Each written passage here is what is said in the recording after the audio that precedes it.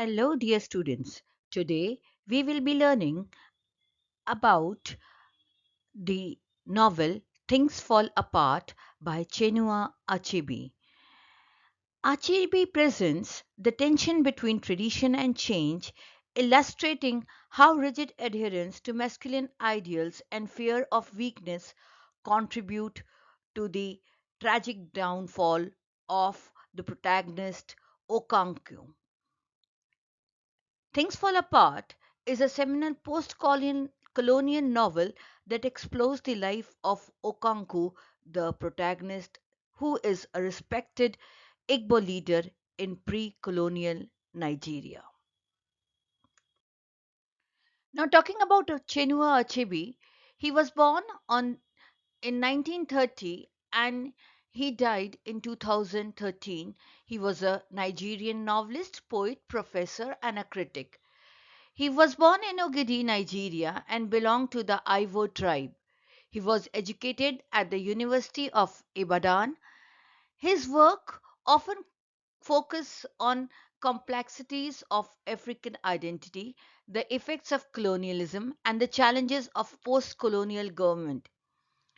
His trio or trilogy, No Longer at Ease, Arrow of God, and A Man of People, and Anthills of Savannah, are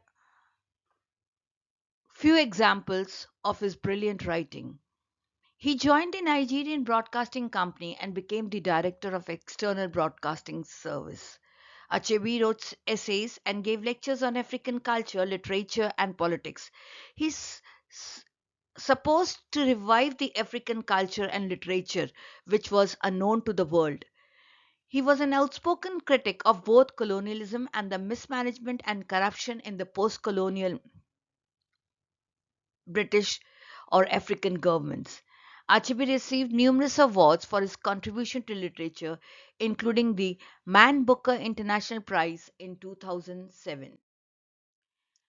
Coming to Things Fall Apart, which was written in 1958, there are some important facts from where has this particular Things Fall Apart, a phrase which has been taken from. It is taken from W.B. Yeats' poem The Second Coming. The fictional village is Igadu. Events unfold in the novel in the year 1890s. Do you know that Chinua Achebe's father, Isaiah, was the first to be converted to Christianity, but Chinua refused to be renamed as Albert. Chinua won the Margaret Wong Memorial Prize in 1951. The district commissioner, which we come across in Things Fall Apart, says that Okonkwo aside that his death will make an interesting chapter or paragraph in his book, The Pacification of the Primitive Tribes of the Niger. Now, coming to the background of the novel, Things Fall Apart was written in response to the European literature. European literature often portrayed African societies as primitive and backward, but Chenua, with his accurate depiction of African life and culture during, before and during the arrival of the European colonizers, he told the people how the tradition versus change, the clash of cultures, and the impact of colonialism on indigenous society impacted the African culture. He was inspired by his own experiences growing up in Nigeria and witnessing the effect of British colonial rule. His writing blends traditional African story writing, telling, and Western literary techniques, creating a unique narrative style that has been highly influential.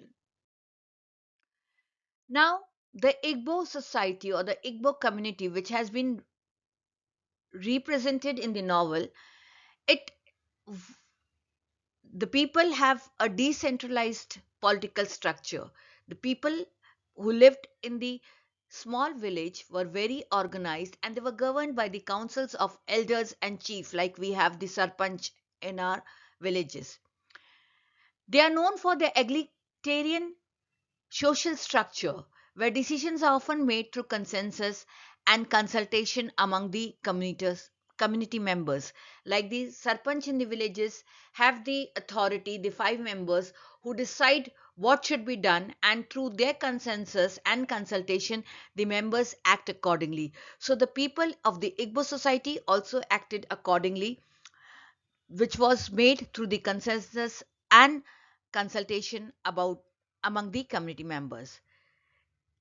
The Igbo society placed a strong emphasis on family and extended families, playing a central role in social and economic life. Agriculture was their primary source, with yam farming being particularly significant. There was a yam festival, Iri Jihou Ma, is a major cultural event celebrated to mark the beginning of the yam harvest. Now, the traditional Igbo religion is characterized by a belief in the pantheon or deities, ancestral spirits, and natural forces. Like we have our, as, we pray to our ancestors, the same way the Igbo or the African culture, the African religion, they also pray to their ancestral spirits and natural forces. The supreme deity in Igbo religion is Chikwu, also known as Chinike or Chukwu Kike Abiyama. Please excuse me if I pronounce it wrong, who is believed to be the creator of the universe.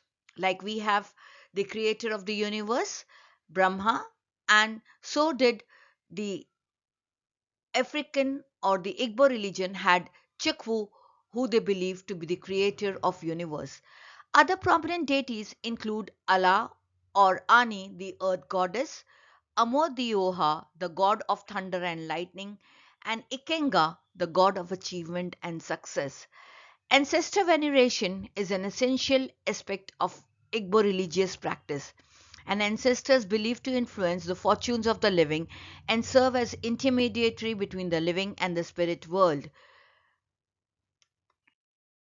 Now, the cultural customs of the Igbo people, they have a rich oral tradition of storytelling, proverbs, and folklore. Like we have also a rich cultural tradition of storytelling, which has been passed by our great grandparents to us, to the parents, and to us. There are some stories yet which are not there in the public, but we know that it is there because my grandmother told me some stories which are still yet not found on the YouTube. Music and dance are integral part of the Igbo culture, with various types of traditional music, instruments, and dance styles reflecting different occasions and ceremony.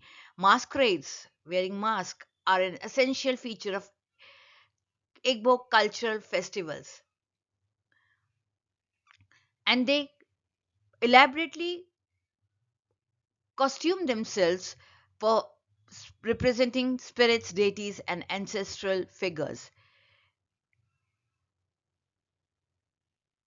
Their art includes variety of forms such as sculpture, pottery, textiles, and mask making.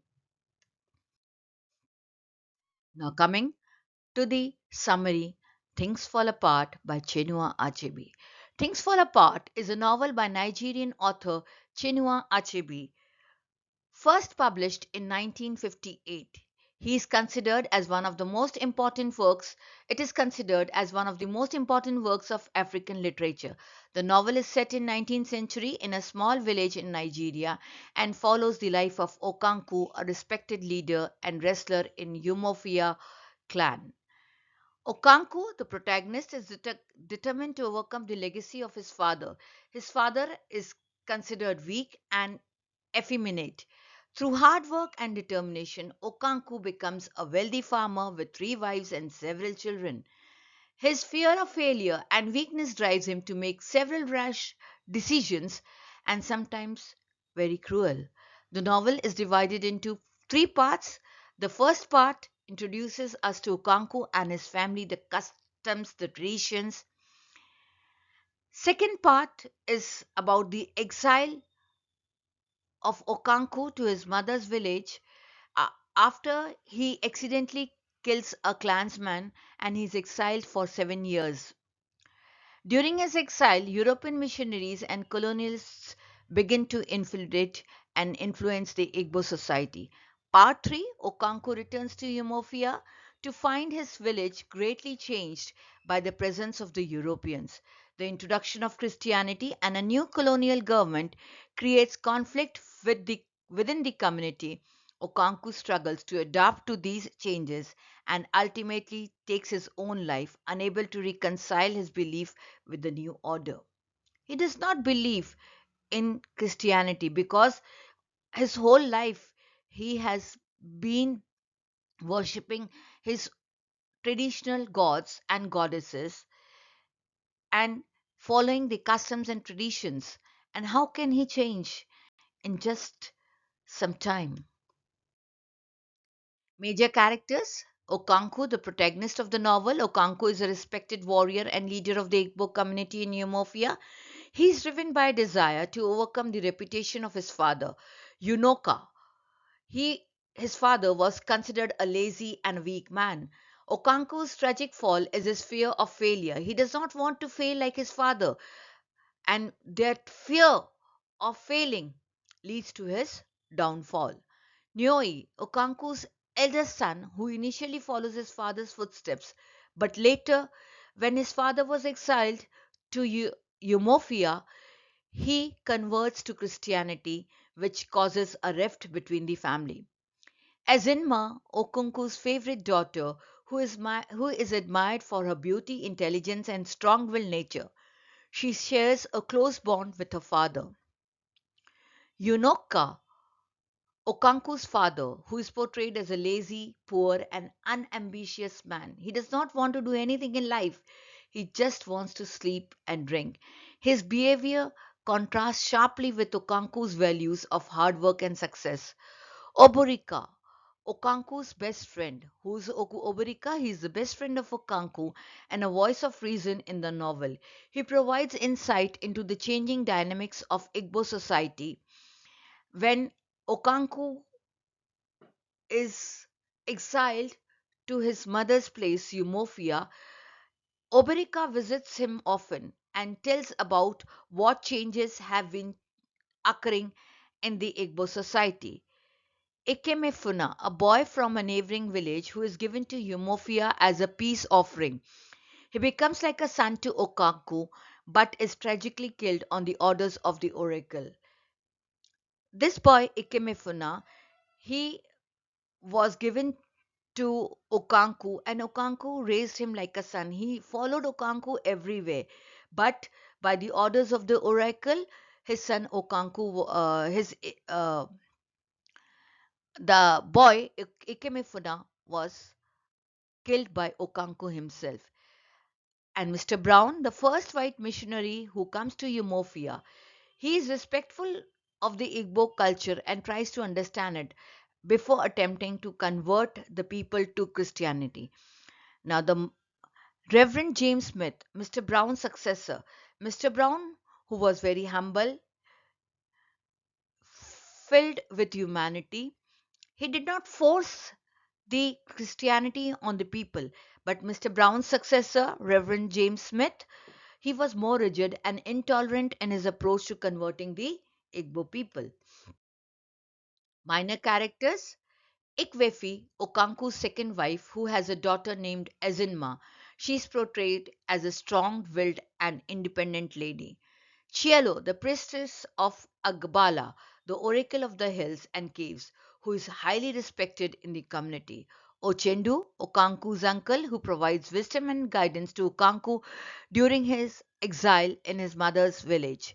Ojugu, Okonkwo's third wife, who incurs his wrath when she forgets to prepare his evening meal. Ezidu, a respected elder of Umofia, who warns Okonkwo against taking part in Ikemefuna's death. When Okonkwo was ordered to kill Ikemefuna, Izedu, he is a respected leader of Umofia, he tells Okonkwo not to kill this little boy. The district commissioner, a colonial administrator who represents the British colonial government and views the Igbo people with condescension, and ignorance. He believes that they are much inferior to the Britishers. These characters play various roles in the narrative, contributing to the exploration of themes such as tradition, change, colonialism, and clash of cultures. That is all about Things Fall Apart. Thank you. Please like, share, and subscribe to my study channel, Study English Literature.